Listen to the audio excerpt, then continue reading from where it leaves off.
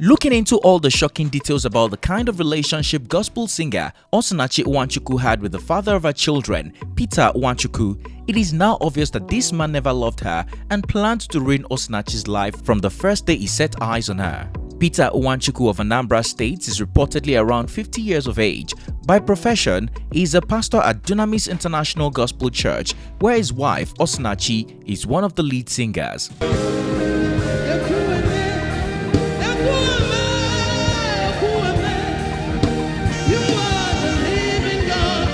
Osinachi's elder mother, during an interview with BBC Igbo, shed tears narrating the kind of hot-headed man her talented, calm and religious daughter got herself involved with. The clearly broken mother said since her daughter Osinachi got married to Peter, she never knew peace, and neither did her daughter. He took Osinachi as his personal property and gave her no respect whatsoever.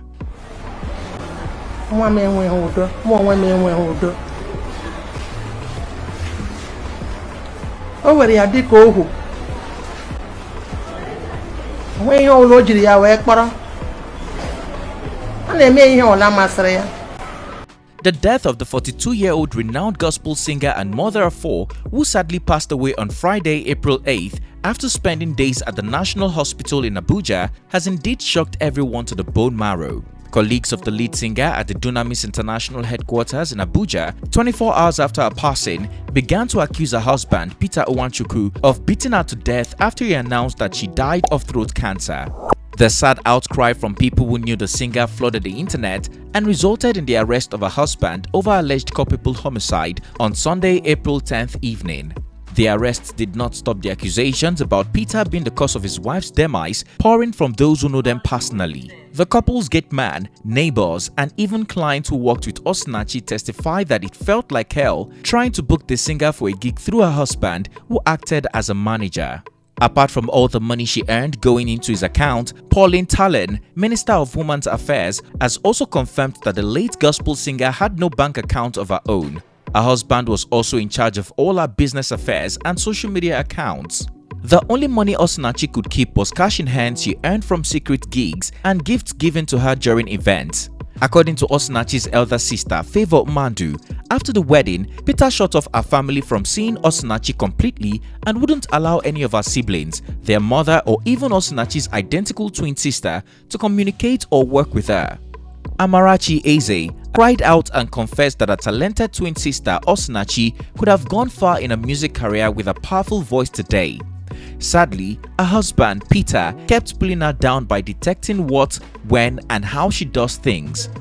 Osinachi akejege far, or Peter na press ya down. Ya wana gwa yebo geje.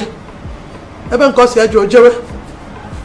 Before na anata ego Peter ego na account, Osinachi na aye ego. Did Peter Nwachuku see Osinachi as a cash cow the first time he heard her voice? Could this be why he needed to end his previous relationship? Hello guys, it's T-Code here for African Glitz. According to Osinachi's identical twin sister, Amarachi Eze, who cried out saying her sister's death still feels like a movie to her, speaking to BBC Igbo, she recalled in detail how Peter met Osinachi and quickly married her without even dating her. Narrating how they met, she said it was during a glorious program they went to in Abuja 10 years ago, and when Peter saw Osinachi for the first time, it felt like a hunter who had spotted his next meal. It was as if it was sent specifically to come into Osinachi's life so that it can be destroyed before it blossoms, Amarachi cried. She narrated further how Osinachi wasn't interested in Peter at first and ignored his romantic advice for a while. Peter, however, gave Amarachi his number and begged her to help him woo her sister. Despite telling him, Osinachi said bluntly no. Peter did not stop and kept disturbing her on the phone to help him beg the singer. After several persuasion, Peter never backed off from his mission to own Osinachi and eventually won her heart. Amarachi said she couldn't explain how Osinachi, her twin sister, later agreed not to date him but to marry him. The next thing she knew, the wedding was planned as quickly as possible and they got married traditionally. After that, she didn't hear from Peter again. He stopped talking to her and her family. She also recalled several occasions where she and Osinachi had singing gigs and Peter made sure Osinachi did not attend most of them or sing with her. The same drama played out a few times Osinachi visited Enugu and he wouldn't allow her to visit her hometown. Narrating some of his physical altercations, Osinachi's twin sister recalled occasion Peter hit Osinachi with a mop and sent her out of her home at night in the cold weeks after she welcomed her first child. Concluding her point, Amarachi said Peter vowed that he would deal with the mother of his children his own way and nobody would have a say about it. Despite Osinachi's talent and all the music events she covered, Peter Nwachuku ensured Osinachi or her own family did not benefit from it. Osinachi's mother told BBC Igbo how she wasn't allowed to visit her daughter every time she gave birth, which is such a big deal in the Igbo tradition. Peter doesn't allow them to visit his home in Abuja either, and neither does he allow Osinachi to go home and visit her own mother or family, even during important occasions. Osinachi's mother bitterly narrated when she lost her first son and how Peter didn't even assist or allow Osinachi to come home. Amarachi Eze, Osinachi's twin sister, also narrated how her youngest brother lived in a ghetto gutter in Abuja and wasn't allowed to visit or see her sister in the same city. Crying, Amarachi said she didn't even tell their mother about this story of how her only remaining son was homeless in Abuja. Osinachi, my brother, the only person, one boy I went to no line. Nwachuku see me. On a ghetto in Abuja, ghetto Kobe. I remember me, Nwachuku Ofunwa woke for ani. We can't just Abuja. Ni me gota, ni me ghetto gota.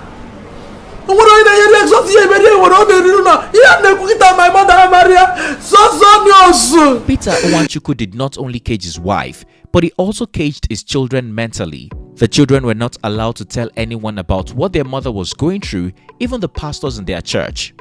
However, after the death of their mother, Osinachi's children are speaking out and strongly confirmed that their father did not treat their mother well. One of the children recounted to a family friend, Ene Ogbe, how their father seized the 2 cars Osinachi was gifted by fans and forced her to always travel with Okada around Abuja. Even when we are coming back from church, my mother will stand under the sun and we will drive and pass her and we will wave at her. My dad told us that beating women is good. Osinachi's first son was quoted telling Ene Ogbe. Ene Ogbe, after meeting Osinachi's children, reported to the world and said, "By God's grace, I was in our beloved late sister's house this evening again and I'm glad that the police actually arrested him. But what baffles me is the way and manner he has polluted the children's minds." Narrating another incident, Ene Ogbe said, "I had a chat with the firstborn and I almost started crying. The boy told me the ordeal his mom has been going through with his dad, how he beat her up in any little argument. He said, 'Auntie, my dad pushed my mom out of the car at night after Wednesday service and bad boys snatched my mom's bag that night. How mom got home that night, I can't tell because dad left her.'" In some of the reports circulating, a lawyer identified as Honey G. Everest narrated some inhumane and humiliating treatment Osinachi encountered. The legal practitioner disclosed that the man holds down his wife and beats her and makes her children hit and stomp on her. During a recent interview, one of Osinachi's children made a shocking revelation by narrating how they found an old album of pictures hidden in their father's room. In the album were pictures of his previous marriage before Osinachi. Peter Nwachuku is believed to have hidden the union from Osinachi and her family before marrying her, and the singer wasn't aware even until her passing. In the old picture evidence provided, there were wedding photos and also baby dedication photos. According to Vanguard, it is believed the marriage went south after the woman bore a child for Peter. Or could this be the time he met Osinachi and decided to make her his new mission after seeing how talented she was? The child also said their mother had suspicions that their father was having a secret affair but could not lay her hands on any concrete evidence. After seeing the pictures from their father's treasured album, Osinachi's child revealed that he lived, and we quote, "a wayward life in his early days before becoming a pastor." Peter intimidated Osinachi's family and even his own children by letting everyone know that he's a strong man who can crush anyone and no one should cross him. Apart from his own children narrating how he maltreated them and their mother, Amarachi, Osinachi's twin sister, said that he pled with him to forgive and let peace reign when he displayed these attitudes. This was also how Osinachi tried to reason with him for peace sake throughout the union. Osinachi, for peace sake, went further and hid all the horrors she passed through from her family for several years in order not to make the matter worse, believing that with time, Peter would calm down and peace will eventually reign. Sadly, the toxic relationship silenced her for good. Peter Nwachuku is known as a pastor by profession. Could this be why Osinachi stayed in the relationship despite everything she was going through? Apart from being too religious and trusting God to fix everything, it looks like Peter also used religion to cage the gospel singer and made it clear she would amount to nothing as a divorced woman. Logically, as a child of God who uses her voice to sing and praise, Osinachi could not explain how a man of God like her husband could be the devil's pawn. Pastors who worked with Osinachi also let her down by not strictly condemning her husband but rather connecting everything to faith. Osinachi's elder sister, Favor Umadu, also narrated how religion played a role in caging her sister during her interview with BBC Igbo. She recalled when Osinachi gave birth to her first and second child and lamented to her several times that Peter wanted to kill her and her children. Favor said she stormed Abuja and took her away from Peter back to Enugu for a year, while Peter began running around bringing pastors to help him plead and reunite him with his wife. Pastors managed to patch things up and Osinachi went back to Abuja with him. Another interesting shocking part is the story about Peter's own family speaking out to expose him, saying he didn't tell them his wife has passed away and they all found out through social media.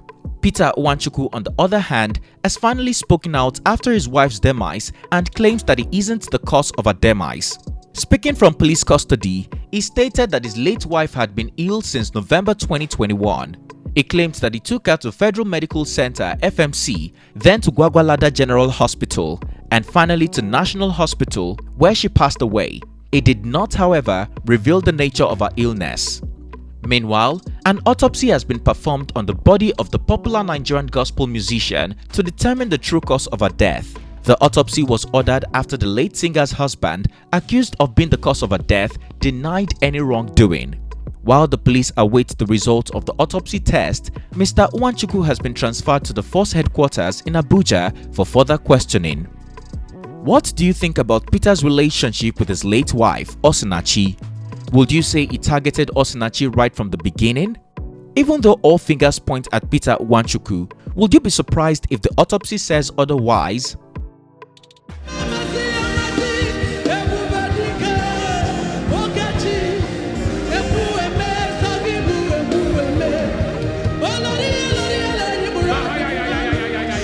Share your opinion in the comment section down below. If you found this video informative, please comment, like and share. Also, don't forget to subscribe for more well-researched African stories and news we know you would like. Click on the bell sign to be notified every time we upload a new video so that you don't miss out. Thanks for watching and see you on our next one.